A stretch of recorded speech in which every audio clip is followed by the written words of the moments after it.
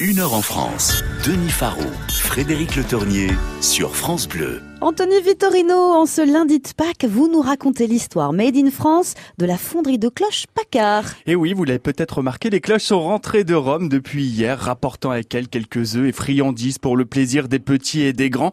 Une tradition directement puisée à la religion catholique. Après le jeudi saint et jusqu'au jour de Pâques, les cloches des églises ne sonnent plus pour marquer le deuil de Jésus. On dit alors aux enfants que les cloches partent à Rome, leur retour marquant la célébration de la résurrection du Christ. Sachez que dans l'est de la France, d'ailleurs, pour remplacer les cloches parties à Rome pendant la semaine sainte, les enfants faisaient sonner des crécelles dans les rues pour annoncer les offices. On a fait la révision du caté avec vous.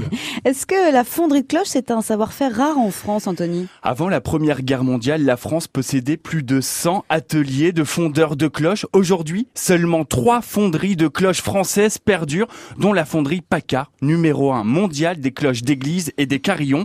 Créée en 1796, la fonderie Paccard détient un savoir-faire ancestral transmis de père en fils depuis 7 générations. Et comment est arrivée cette entreprise Made in France ? Alors à la fin du XVIIIe siècle, la commune de Quintal en Haute-Savoie demande à l'évêché un prêtre pour sa paroisse. La réponse ne se fait pas attendre, vous aurez un prêtre quand vous aurez une cloche à votre clocher.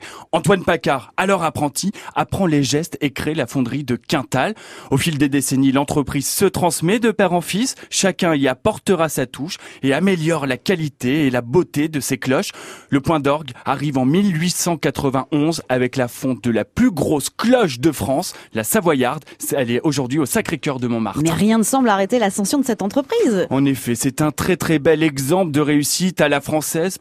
Après la Première Guerre mondiale, 700 à 800 cloches sortaient chaque année des ateliers pour tous les pays du monde d'ailleurs. Et la fonderie Paccard va même devenir le grand spécialiste mondial du carillon, si bien qu'en 1950, les États-Unis commandèrent 54 répliques de la fameuse Liberty Bell.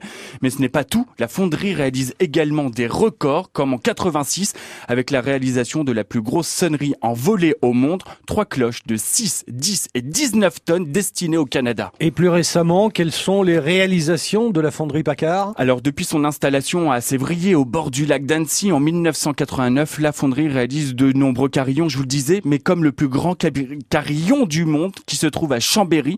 En 1998, il crée la plus grosse cloche également en volée du monde pour 33 tonnes. Au total, depuis la première cloche de Quintal, plus de 120 000 cloches sont sorties de la fonderie Paccard.